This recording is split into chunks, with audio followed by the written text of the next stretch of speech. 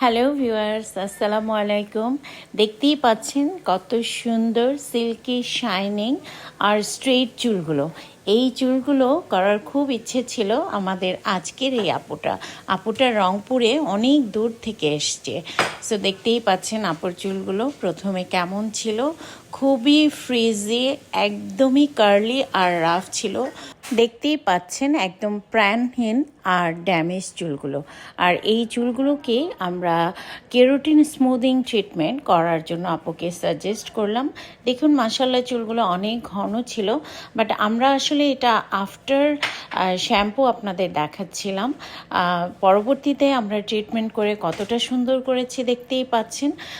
এটির কালারও আমরা একটু চেঞ্জ করে দিয়েছি, কারণ আপু চাচ্ছিলেন একটু ব্রাউন টাইপের, একটা লাইট ব্রাউন টাইপের কালার আনতে, তাই আমরা সেটিই করে দিয়েছি।